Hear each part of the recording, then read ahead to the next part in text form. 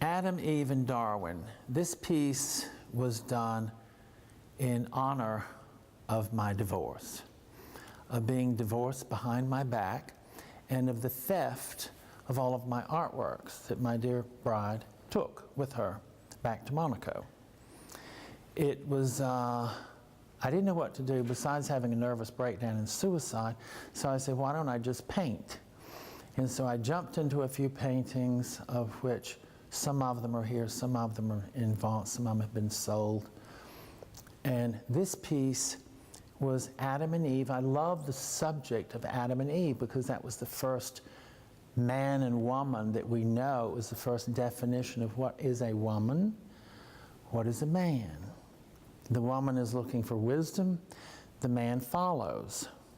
The woman has the intellect, the man does whatever more or less he's told, and is controlled by his senses, and the woman her intellect.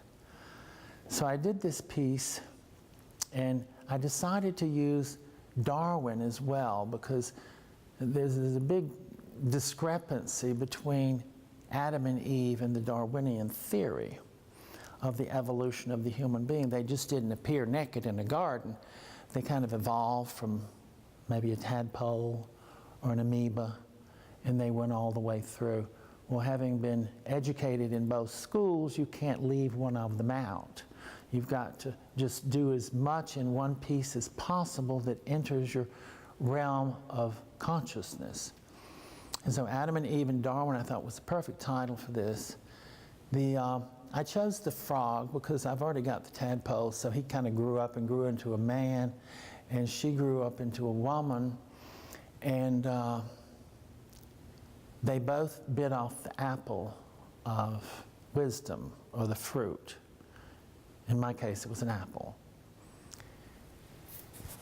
Because I've used the apple as a symbol in a lot of works, and I've done a lot of Adam and Eve's because this ambiguity of the male and the female roles that we are to play or not to play has always been a problem with my digestion in the rural state of Alabama. Rural meaning international.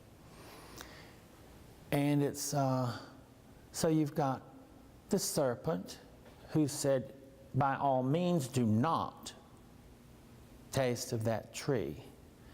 And Eve went, I will taste of anything I want to, and you are not going to tell me what to do.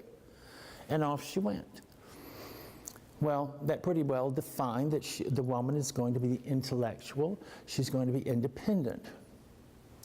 And going back a few hundred or thousand years, Venus evolved from the conch shell.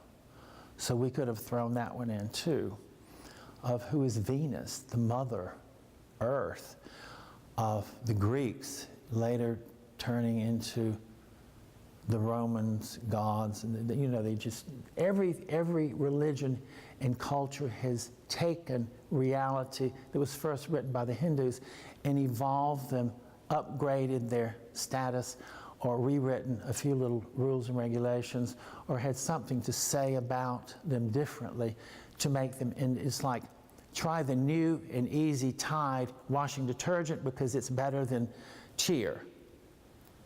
And religions have done that with God since the Hindus wrote the first things down. The caveman was first writing the circle inside of the circle as God or sun or the illumination of the soul. So here's the rest of the world, the pacifier. This is one of the different snakes that Eve has skinned, eaten the meat, and thrown the hide away. The woodpecker on the peckerwood. And if I'm correct in my memory, Eve was told that humanity would pay the price of her violation of what God said to do with calamity and accidents for eternity. So in my collection of dolls, I just happened to have one with a cast on it, and happened to have one with a leg and a cast. And I thought that would be perfect. And then she's got ant bites all over her, because, you know, frogs do love insects. And she has this whole group of insects around her head like a halo that she is, you know, how frogs eat. They shoot out their tongues and grab the food. Well, guess what? I screwed her tongue down. If you look inside of her mouth, there's a rusty screw that's screwed down inside of her mouth that's wide open and going full blast all the time.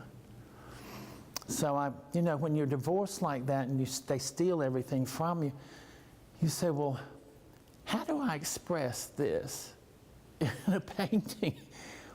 Well, there it is. You've got the different barks of the trees and pine cone petals weaving themselves up. You've got the eggshell, egg being birth, bones being death.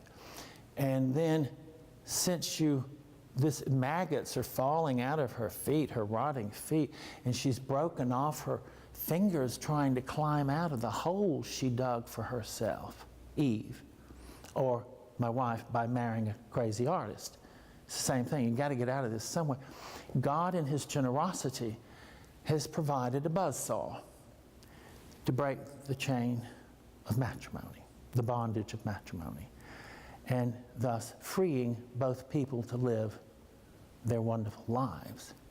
And I may say that whenever I'm describing these, I'm only giving you one perspective of a meaning or a key into the work. And anything you can think of, any trigger that it sparks in your mind, that is true too. Because a piece of music can be interpreted any way that you want to. And just because the author says that this is what he was saying, it doesn't mean that somebody else doesn't have a mind that's much greater than yours and much more intellectual and not speaking from vanity or emotion or the heart.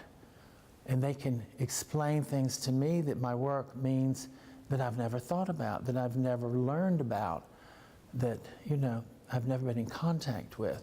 So that's why I love to have educated people in an intellectual environment to give me their take on a work, because I can see what my genetic memory knows and what simple little artist Nall doesn't in his consciousness. But the subconscious is huge and vast, and it encompasses all of the intellect of the world.